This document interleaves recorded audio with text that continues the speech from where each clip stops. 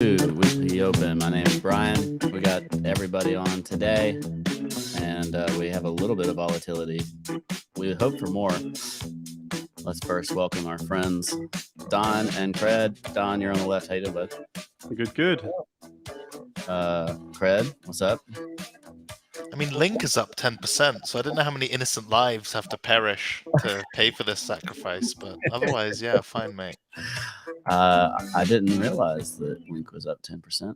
As a non-owner of Link, I've only owned Link once in my life, and it didn't last long. I probably lost money on it. I don't really remember. It's the Link way. Yeah. So Don, what are we facing here? I mean, we've got a little bit of upside. We actually bottom streamed last time, no? I think we try. I mean, 1 out of 20 is not a good hit rate, but yeah, because we're actually shit talking the market last week, and then it put in the first few days of green candles actually, so that's quite nice. Let me quickly share screen. I forgot to do that before. That's all right. Yeah, I think we spent the last episode talking consistently about how terrible crypto is. Yeah, to my credit, and I like to do that, give myself credit, is that that I say it looked better than before. But yeah, I actually reconsidered the day after our show and bought. So that's been doing quite well, and but we are at resistance right now. So when you're going through the time frames, the monthly is still complete utter garbage. There's nothing there.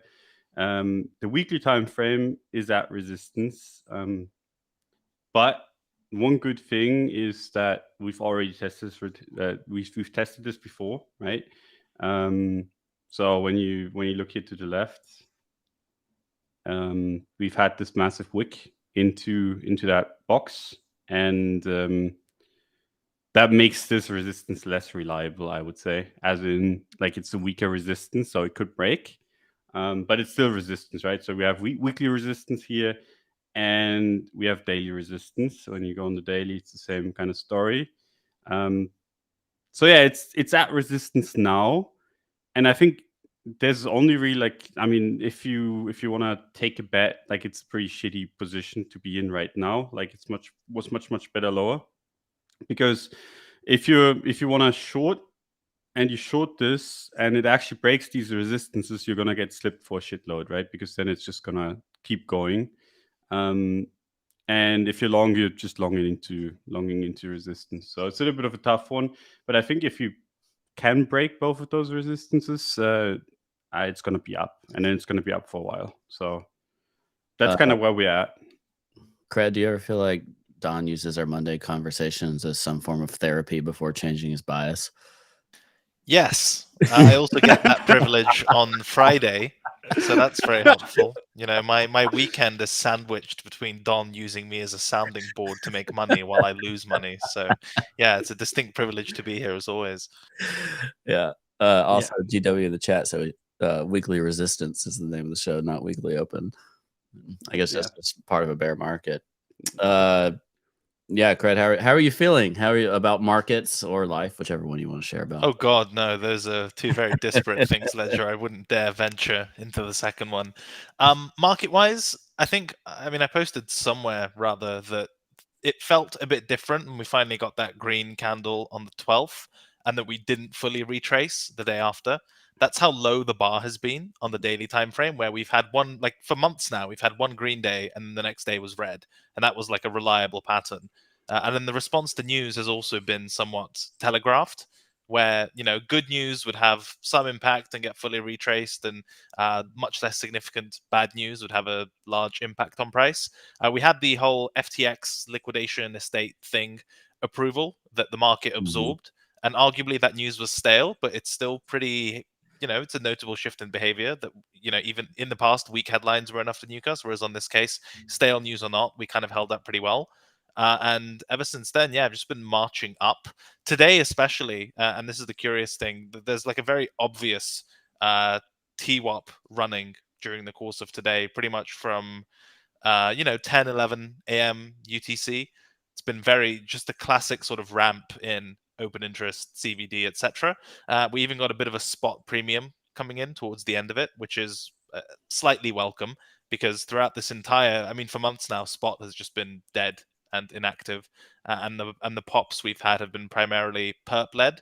I think that's still broadly the case, but at least for a candlestick or two, the spot market decided to show up, which is nice. But to Don's point, we're at a stage now where, from a technical point of view, we've had a massive ramp up in open interest, both in sort of relative and absolute terms. I think just this leg is something like, I don't know, like almost like 13, 14, 15%, depending on where you measure the starting point in terms of an increase in open interest to sort of get here. So there's a lot of speculation, if you will, and it's taking place in a bit of a tricky area as far as finding something risk defined to punt in terms of TA.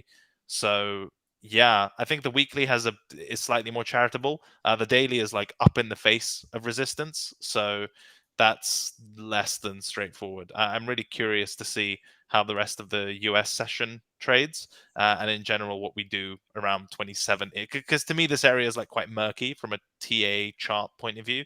I'm just not sure what you do at 27.4. But as Don mentioned, there's a nice little gap if we manage to make it through here, which should, from a profile point of view, be able to fill back in towards 29 sufficiently quickly, unless the market's a total scam. So I think this is one of those weeks where, unless you're Don, who has bottom entries and uses podcasts to flex them, you're going to be in a tricky position.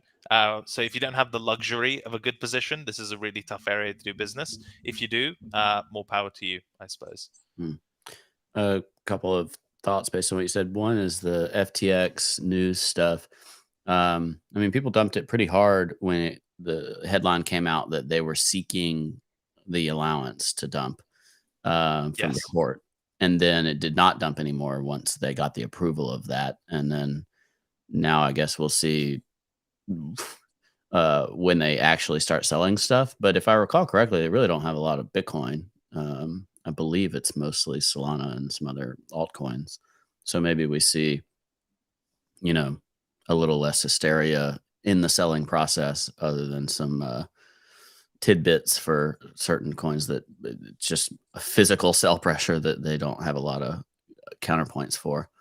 One other note is that y'all were talking about where you want to do business and where you don't. For your periodic moving average update, you do have a weekly collision of the 200 and the 20 and probably some others right at 28K. Which is not very far above here, and I don't really know if it changes much on your levels, Don. No, it's all very similar. Can we call that the Ledger Death Cross, by the way? I feel like we need some show-specific branding. How about that? The 20, is that 2200? Yeah, that's there the you go. 20 and 200. It's the Ledger Death Cross. It's over. I can't believe it. Whether it's daily or weekly, I really like both the 20 and the 200. One fast, one slow. The 20 is also representative of like a Bollinger Bands moving average, or the midline in the Bollinger Bands, if anybody ever looks at that. And then the 200 is just kind of a standard boomer barometer that legacy markets like, and I also like. Yeah, they've been quite good. Yeah, they have their place. I think the moving average guys that I follow have essentially made the argument that for the first time in some time, we've flipped the 4-hour version of the 200, really, which is like a welcome short-term or fast-acting trend reversal signal. But then the 200 weekly, I think, is the one that's overhead. So if you want this to snowball into something a bit more, sort of aligned from a trend point of view, ideally the 4-hour sort of spills over into the weekly, and then you have a decent trend on your hands. But from my interpretation of those traders, that's kind of the obstacle ahead of us. It seems like a lot of chart TA stuff plus trend stuff converges around sort of 28K or thereabouts. Yeah, I better put that in log. I was in linear like.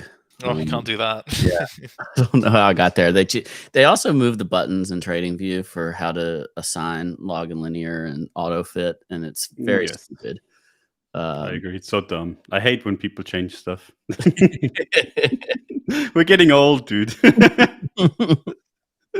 I was just going to point out in a deeper manner, Bitcoin rode the 200 week, used it as a form of support, at least if you count for wicks. Back in 2015 bear market, it was the Pico bottom in 2018, 2019. And then on a closing basis, at least for the COVID bottom, this is really, since Bitcoin had a 200 week moving average, this bear market is the longest Bitcoin's ever spent time under it. And that doesn't mean it can't just, like a single flip of it like we did twice doesn't just mean up only from there. It could grind around it, but generally I would get more and more worried as a moving average enjoyer if it just like stays below it and grinds below it instead of uses it as some kind of floor for people that want to average back into the market. So I would love to see Bitcoin recover and spend weeks, if it's going to consolidating above that, testing prior highs rather than constantly testing the lows. So if it was, finding truer resistance at 30K or 31K, something like that, that would make me feel much more comfortable, because that's also where we did a lot of price action stuff back when, do y'all think of these wicks here basically as FTX trying to save itself now in hindsight? I actually never thought about it that way. I wonder how bad it was at that point already. Craig, we had an up only episode where I was at the beach and Trabuco was on and you were on, and it was right around then. Given ongoing federal investigations, I can't comment. Yeah, he said nothing behind the scenes or anything. It's just, I don't know. The more I think about that summer, I really feel like they were probably already rehypothecating some funds and yeah. But they had to do it because of Luna, no? Or I don't know. This was pre-Luna, wasn't it? Yeah, that's why I'm saying it. I'd be Luna was kind of what was the one that kind of fucked him over. Is what yeah. The time they didn't get away with it, but I think that they were probably playing with fire earlier. Yeah, probably. Just my gut feeling. This is not based on evidence, and please, similar to whatever that disclaimer Cred said. Yeah. Nice one, Ledger. You're gonna have to fucking scrub this now. Hey, I said it. It's out there. They just felt weird at the time. It felt like that should have been the end of the bull market, and then we just did this animal spirits turbo move to God, I traded that leg so badly.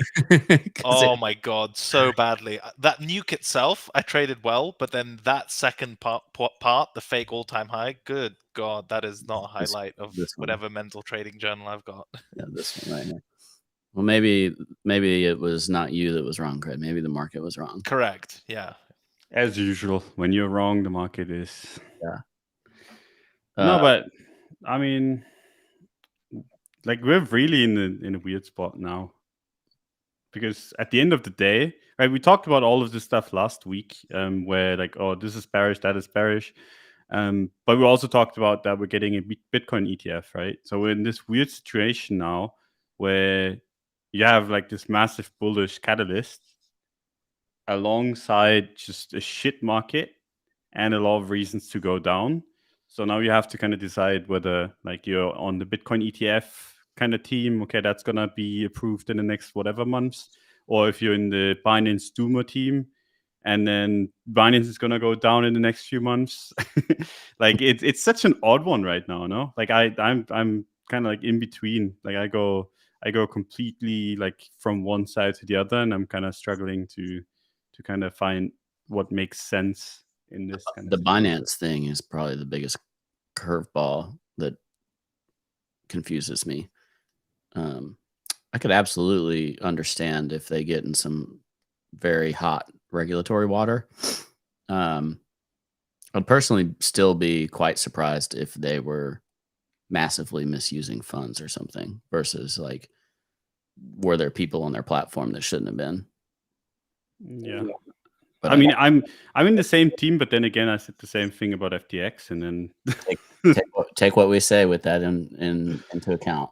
yeah, like I got completely bamboozled by FTX, and I don't know if that makes me more susceptible to kind of like reading this wrong or less. I have no idea, but there's a part in me that's like I don't want to get got twice. Yeah, I will say the Binance US like executive departures. I mean, I feel like their average tenure is like 2 weeks right now.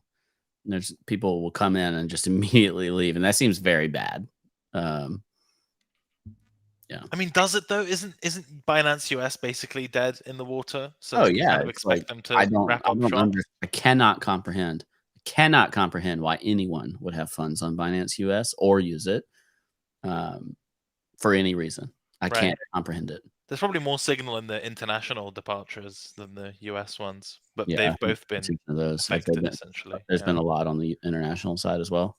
Yeah, I mean a decent chunk for sure. Well, we can't overly speculate on what's gonna happen in the future there, but it's not like it's our job or anything, right? Yeah. But we can identify it as a potential risk to upside if something bad happens there. Yeah, there's basically a spectrum, right? So there's like the nothing burger side of the spectrum, which is either like a small fine or just no DOJ, no final crescendo, which is bullish, just getting rid of that overhang. And then the colossally bad part is some sort of worst case, have to shut down, insolvency type of thing. Because you'll recall with the BitMEX fiasco, that was essentially seen by the market as a slap on the wrist. Now, yes, they did end up, Arthur got in some trouble and they ended up losing dominance as an exchange. But in terms of when it happened relative to the market cycle, it wasn't as bad as people thought. And so we kind of just went up only from there. So it's essentially about building that spectrum and then, reacting or even making guesses as to where we fall on that. I think the market at this point is immune to Binance rumors. And from the on-chain sleuths that I follow, big withdrawals and redemptions are still being processed. There's no kind of on-chain fuckery there that would raise red flags. I just think until we hear something definitive, most of the Binance stuff is going to be managing counterparty risk and stuff and personal risk appetite as opposed to trading headlines.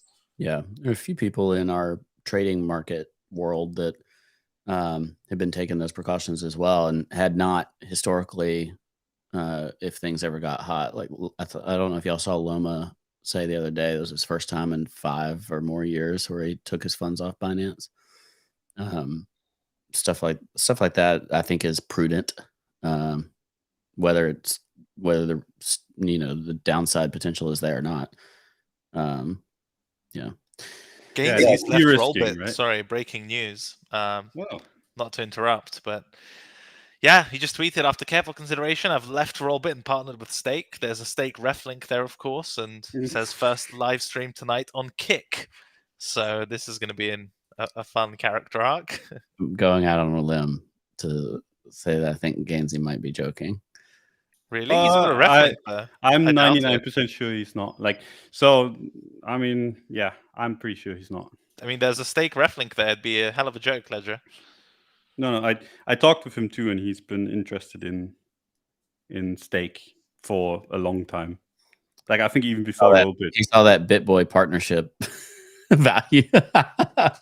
He's trying to zoom in on BitBoy's $1 million a month or whatever. Oh man. Yeah. This market is something. I mean, else, thank God CT has been very peaceful and tranquil and friendly because, yeah. Oh, geez. That's been a disaster, by the way. Like, as far as the social layer, if you will, obviously there are ebbs and flows, but the last week or so, the last couple of weeks perhaps, have just been absolutely miserable on the Twitter side of things. And there haven't even been sort of pockets of relative happiness or productivity. It's just been all out civil war. I don't know what you're talking about. I'm holding my friends on friend tech. Oh, for sure, Don. Yeah. No, but it's been something else. It's fun. I like it. I like it when people go after each other. Very different. No.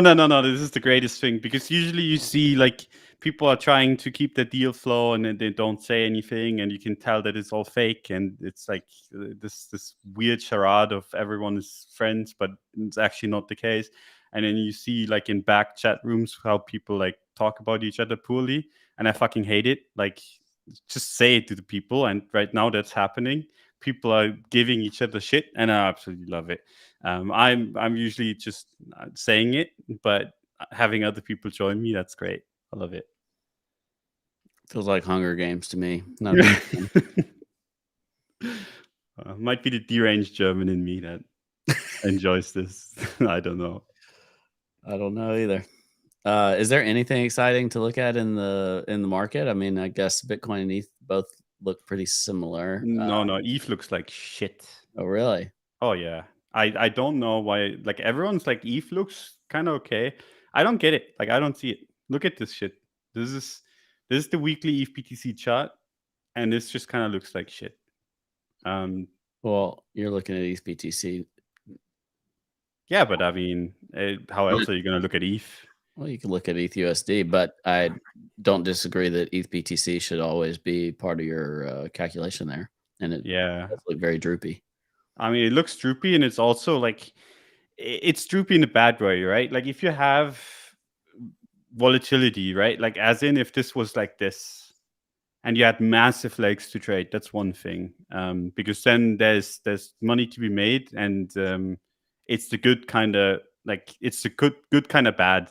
I don't know if that makes sense, but it's dropping, but there's money to be made, and it's not like there's interest leaving. This is just like, when it's drooping like this so slowly, and there's really nothing that you can do in this, people are gonna just look elsewhere.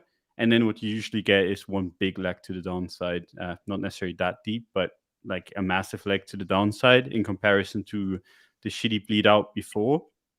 And to be honest, I could see that be the Bitcoin ETF. Like, you get the approval, and I think ETH could just stay flat. And then once the pump on Bitcoin has played out, you get a rotation into ETH, and that's okay. By far, that would be the healthiest thing for the market. In my opinion.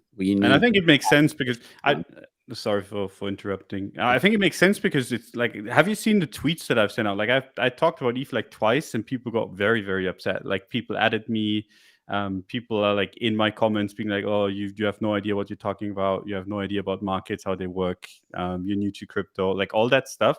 And I'm just like, I'm just looking at this chart. I'm like, ETH isn't really that good of a choice right now. And that's all I've really said.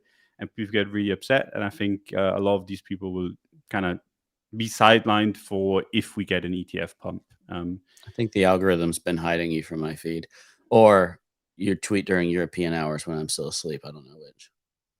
Both. Yeah. I also don't get paid by Elon Musk as much as anyone else. I don't get paid at all. I'm sign up for something for this because I have not. I get $0 off of my highly valuable Twitter commentary of Alabama barbecue. Oh, well, I mean, that's the big miss. No, you have to press a button and then connect Stripe, I think. And that's it. Interesting. I signed up for Twitter Blue or whatever under a different Twitter account recently, and it made me do full KYC. Have y'all seen that? Oh, dear.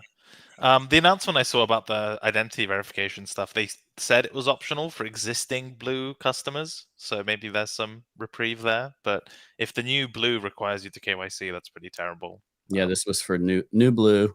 It was like driver's license, face selfie. Well, I mean, that's just useless. No, like, who would do that? Like, I did.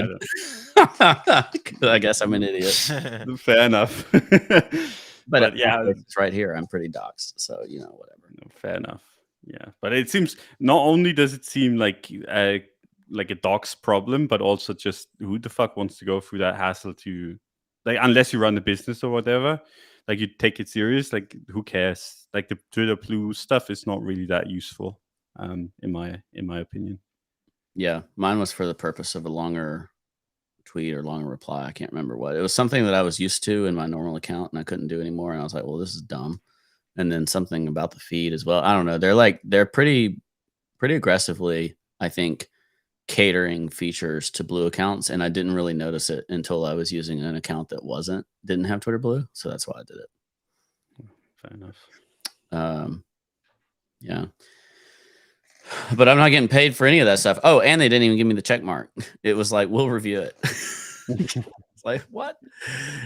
Anyway, doesn't matter. Wait, on the altcoin front, apart from Link being up 10% thank you. for whatever reason, I'm not familiar with any. I'm getting shilled fewer on-chain so-called gems than in the past.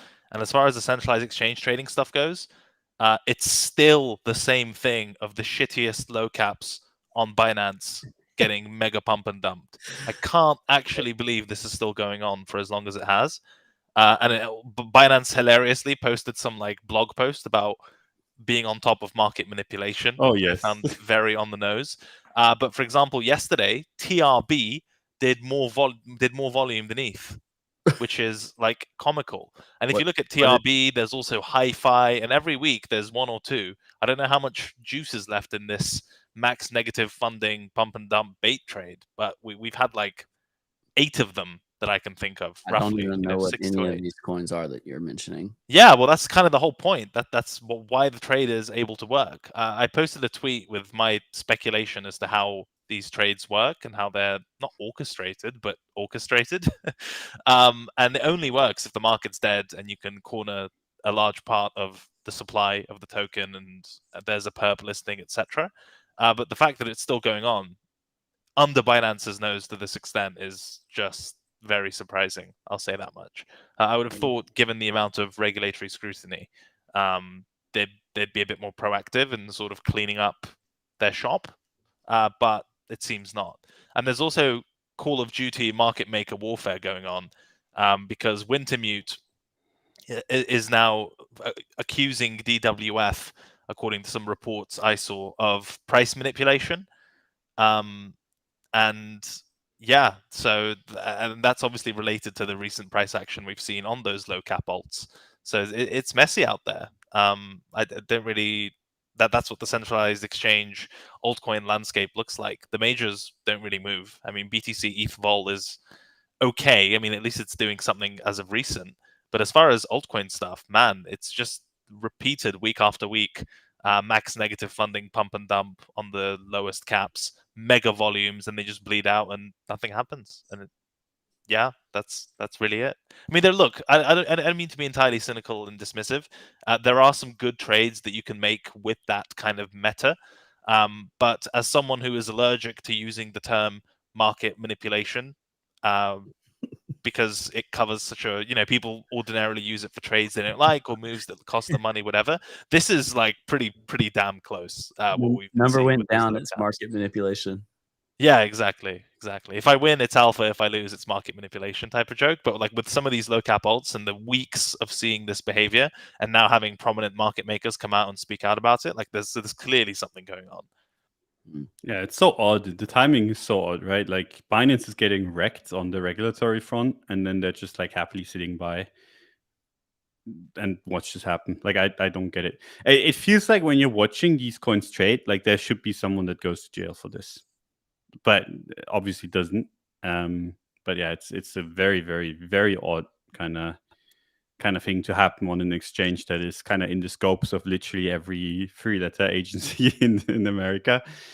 Seems a little bit odd. I'm very confused why they wouldn't just like put an end to it, because they could, but apparently they don't want to. I just walked through a lot of watch lists that I keep, and there's only one coin that I even see that is showing what I would deem a positive trend. I don't have any of it, so I'll share it. So I'm not pumping my bags or anything, but it's actually Rune. On a weekly basis, this has a sustained multi-week reversal that most don't. Most are still sitting here down by this 20-week moving average, like somewhere in no man's land, even if they're up on the day or whatever. But yeah, like really not a lot happening. You mentioned Link. It goes back to April 2022 in this range, May 2022 in this range. So coming up on a year and a half in the same dollar range for Chainlink, which is pretty incredible. But yeah, as I like went across all kinds of stuff, most of it's just in the same middle zone, or a lot of them making relative lows still, versus Bitcoin, but the dollar pairs are not impressive either. Which is probably like we said earlier, still relatively healthy.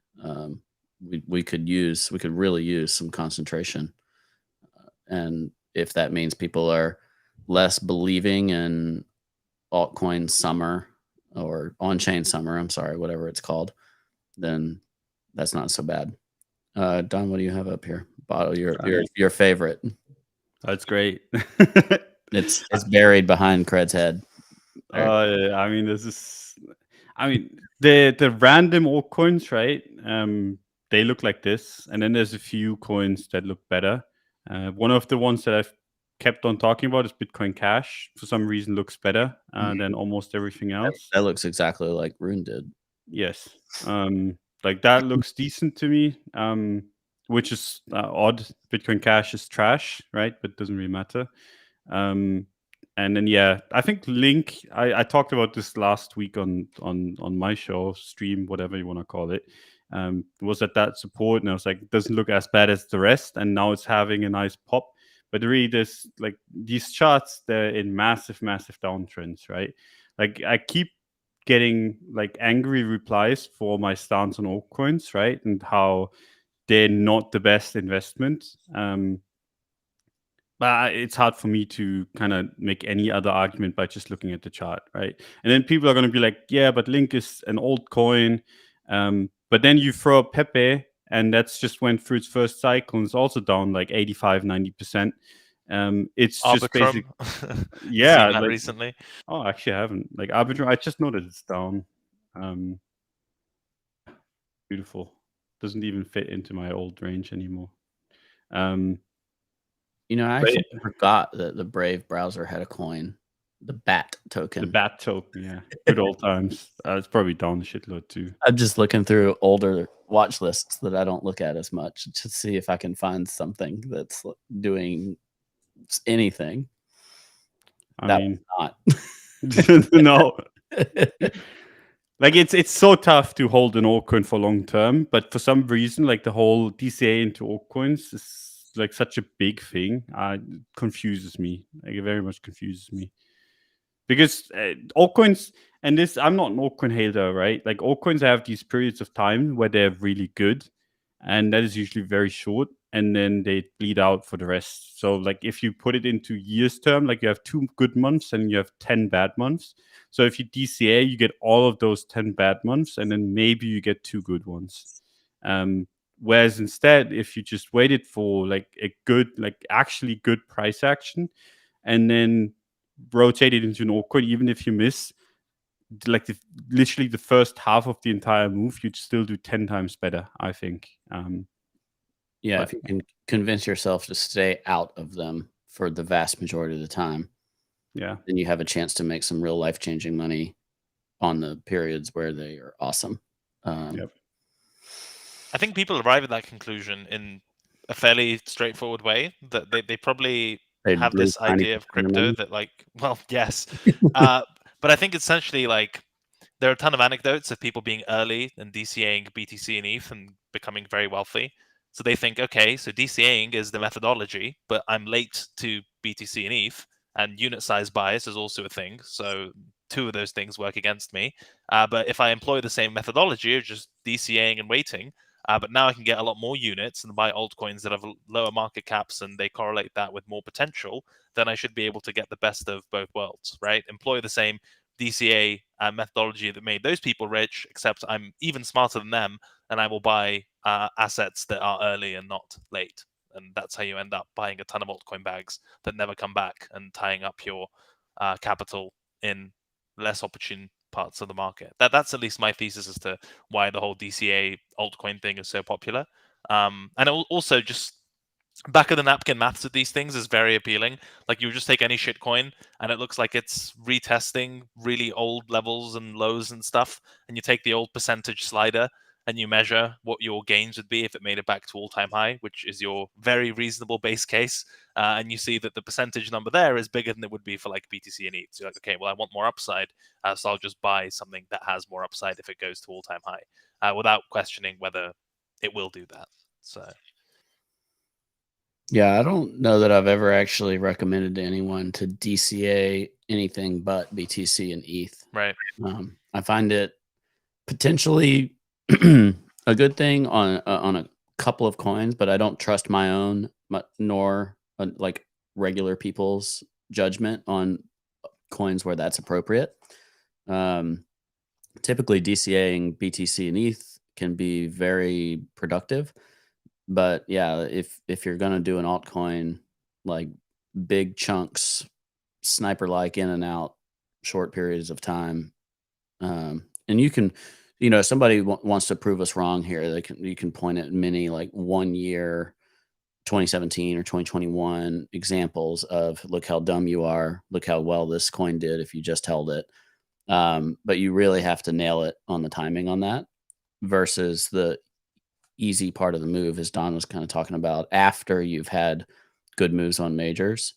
You can capture the meat of that move when there's very little risk and everything is going up all the time.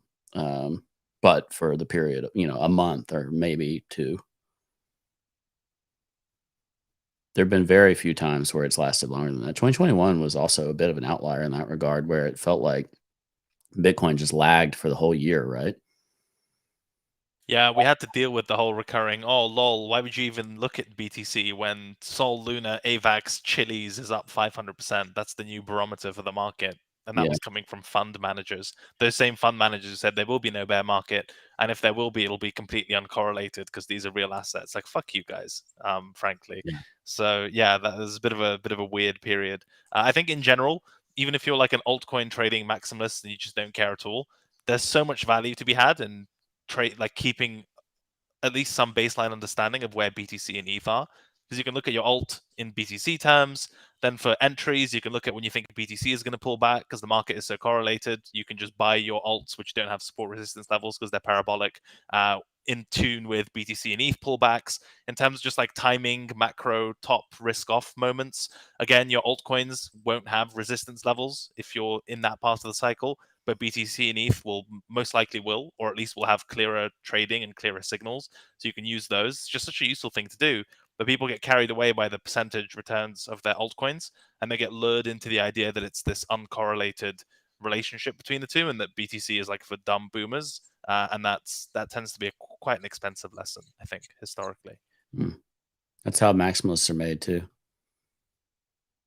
Yes, definitely. I mean, they learn their lesson, but in a different way, right? Like they'll never touch it again.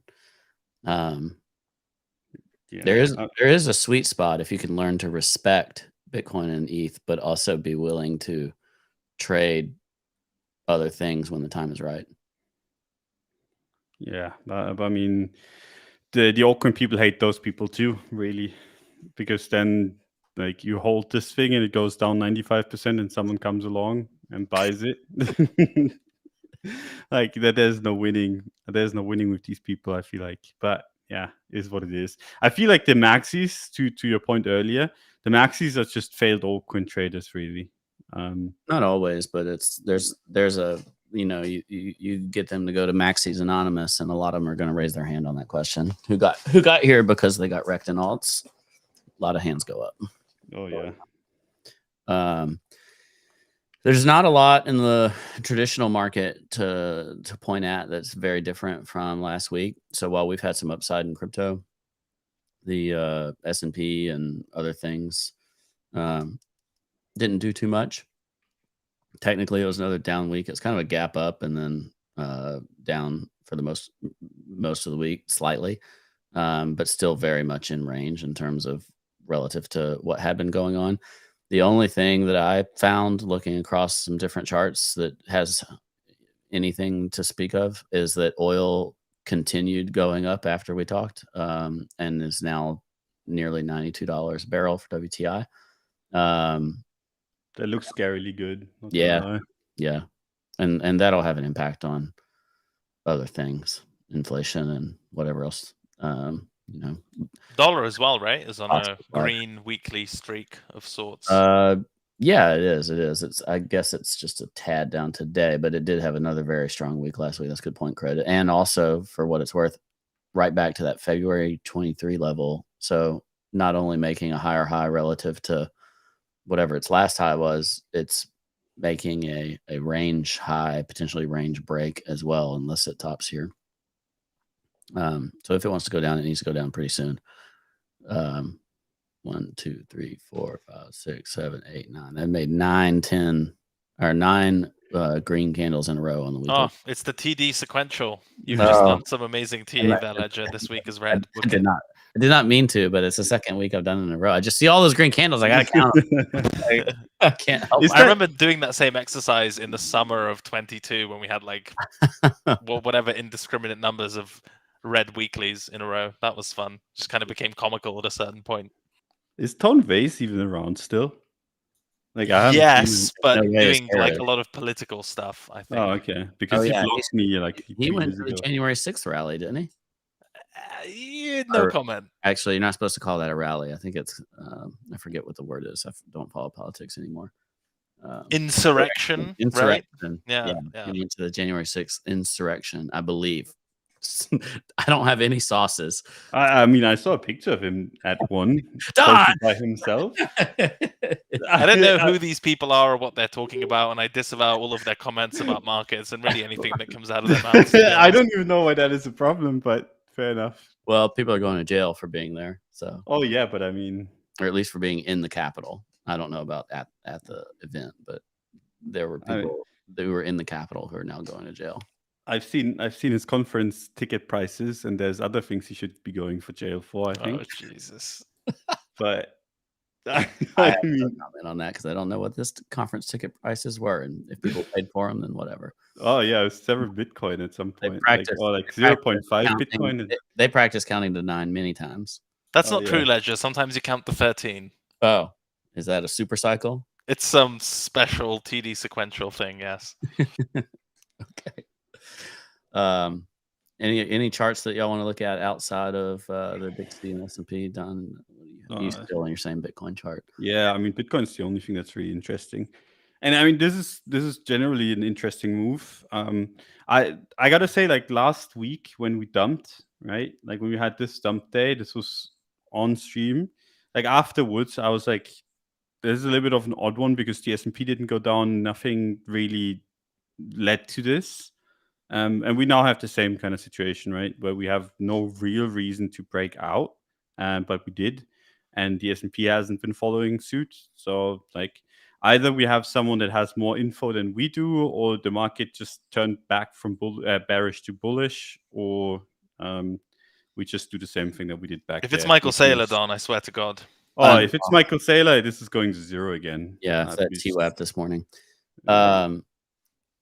I do wonder that sometimes. Like, I guess Saylor would be the closest thing, but you know how like Maki Big Brother is just doing things with NFTs nobody else is. He's just like collecting them all or dumping them all. He's doing it all himself. Like he's the volume.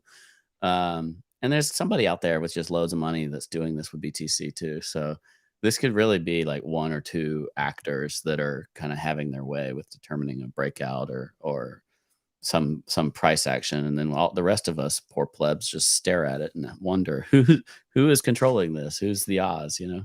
Yeah, but if you try to make something break out or break down over the long run, you're just getting fucked. Like it's this one thing that I've learned in markets. Like I've known a few people that have been getting to the size where they can do like this, like have these kind of, oh, this is at a level, like if I sell, it's going to break down, whatever. But usually they just get squeezed, or the same with breakouts. I've seen funds basically almost blow up because of it, because they were trying to be smart, like forcing a breakout or forcing a breakdown. So I think that's not necessarily, because people are always like, oh, there's a market maker sitting there kind of controlling it. I don't think you necessarily can control this stuff. Like with altcoins, yes, you can, but with Bitcoin, very unlikely. So like anyone that's trying to make price breakout or breakdown, if the market isn't positioned for that, like if the market isn't bound to break out or break down anyway, all you're going to do is cause yourself some pain. I've seen it too many times. I guess we can end with a narrative question. Andre has asked many questions in the chat, but we've had some questions above as well that similar things. Are there narratives we like? He brought up several. Soul AVAX near rerun, I guess. Maker versus FXS. I can't remember what that stands for, but on-chain revenue generator type stuff. Perp versus GMX for on-chain derivatives. Layer 2 narratives that you like. Anything narrative driven that you think could be a thing? I think that's all dog shit, to be honest. Like, as far as altcoins go, even if sort of you can narratively craft an argument for it, if the flows aren't there, the narrative means nothing. And you can build a very compelling narrative that's structurally weak, but if the price action is good enough, it will stick. And at the same time, you could build a very compelling on its face narrative, but if there's no price action for it, then it'll just come across as nonsense. And I think at the moment, and unless we get new inflows and market structure shifts meaningfully, then even the best crafted, in theory, narratives will have very little impact in reality if there's no one willing to cross the spread to turn them into something real. That's very cynical, but I think that's true for altcoins. As far as narratives that I do like, I mean, BTC ETF is pretty much the only game in town. I don't really see anything else within the same order of magnitude as far as impact and importance. That's probably it. And then to his question of, but what about buying it cheap now and holding until the next bull run? I think your capital will be better off allocated to quote unquote confirmed real narratives when market structure and the conditions are different, as opposed to buying stuff now that you think might be, existing stuff now that you hope will turn into a narrative later. Because the new stuff just won't have bag holders, and it will have the optimism of the different trend and all that's the inflows and the right conditions to succeed, essentially, and for that narrative to take form. Whereas I wouldn't want to tie up my capital personally, again, very personally, not financial advice.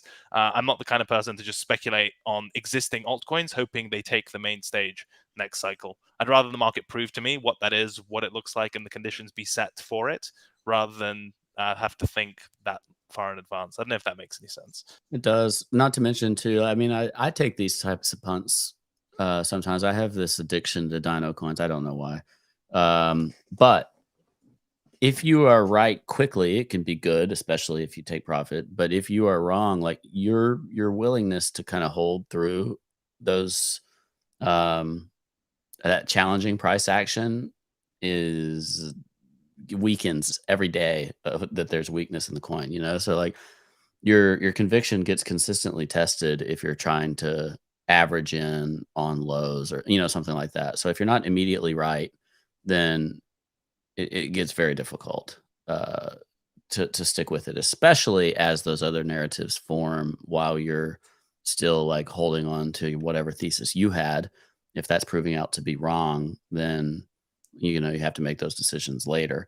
So if you're jumping on to existing narratives, it's a lot easier to know, like, either I'm plowing in while this narrative is nascent and I get to participate in part of the move, or you're wrong very quickly and it tops and you have to dump it, but you weren't married to it. You just piled on to a narrative that was taking shape. Inventing your own narrative for something is hard for all the reasons Cred explained. Yeah, I agree. I think the BTC ETF is the only narrative that I find interesting. And it is also very, to me at least, like, altcoins don't make sense when you have that, right? Like, this is completely focused on Bitcoin. There's obviously going to be some altcoins that are going to be doing well. And when you have like a Bitcoin price appreciation, but I think a lot of the altcoins will just lose as a pair trade, even if Bitcoin goes up. And if Bitcoin goes down here, you're kind of screwed in altcoins. You've seen what happens to Pepe. You've seen what happens to like the meme coins or the on-chain stuff. Like, if this continues to chop, like, the altcoins still have like 80% lower to go. And then you're kind of screwed anyway. Like, you're screwed if it goes down, and there's a good chance that if it goes up, you're not going to make as much as on Bitcoin, unless you picked right, which I'm going to assume more than half of you didn't.